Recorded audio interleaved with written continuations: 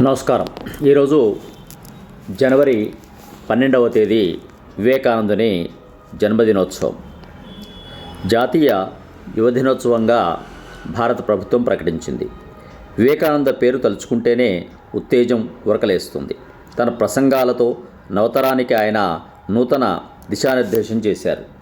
ఆధునిక భారత నిర్మాణం కోసం ఎంతగానో పరితపించారు.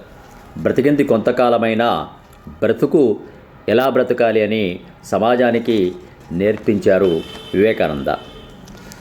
తన ప్రబోధాత్మక ప్రసంగాలతో భారతే కాకుండా యావత్ ప్రపంచానికి ఆత్మబంధువుగా నిలిచారు. ముఖ్యంగా యువతను మేల్కొల్పి వారిని కార్యోన్ముఖుల్ని చేయడానికి ఆయన ఎంతగానో ప్రయత్నించారు. స్వామి స్ఫూర్తి బహుముఖాలుగా ప్రసరించింది. ఆదర్శ సమాజ సేవకులు ఎందరినో దేశానికి అందించింది.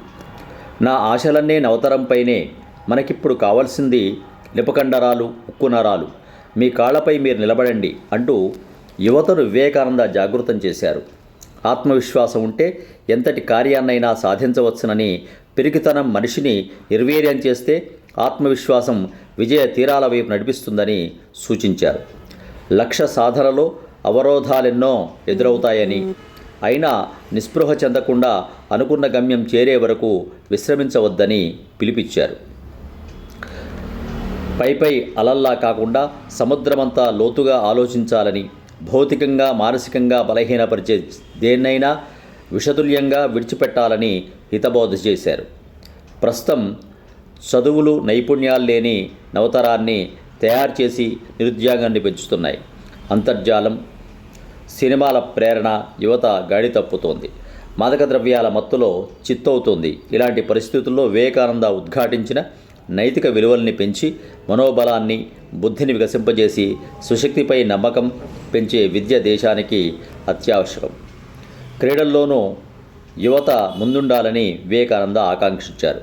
బలం, సామర్థ్యం కలిగిన వ్యక్తుల చేతిలో దృఢ భారతదేశం రూపుదిద్దుకుంటుందని బోధించారు. ఆధ్యాత్మిక పేరుతో జీవితంలోని సవాళ్ల నుంచి తప్పుకోవాలనే పలాయన మనస్తత్వాన్ని వివేకానంద తీవ్రంగా వ్యతిరేకించారు. వివేకానందలాగా తమ ప్రసంగాలతో యువతరాన్ని ప్రభావితం చేసిన నాయకులు మరెవరూ కనిపించరు.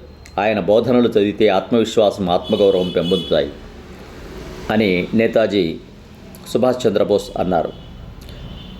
దేశభక్తి అంటే కేవలం మాతృదేశంపై ప్రేమోద్రేకం కాదు, మన దేశ ప్రజలకు సేవ చేయడానికి సదా సంసిద్ధమై ఉండడం, పౌరులుగా బాధ్యతాయుతంగా వ్యవహరించడం అని వివేకానంద బోధించారు.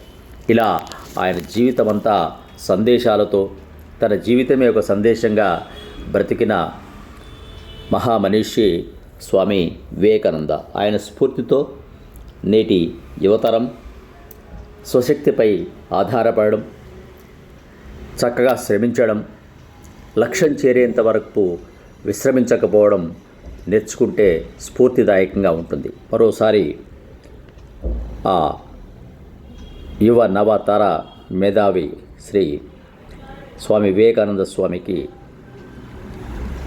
తమ జన్మదినోత్సవం వేళ నమస్కరిస్తూ శుభం భూయాత్. స్వస్తి.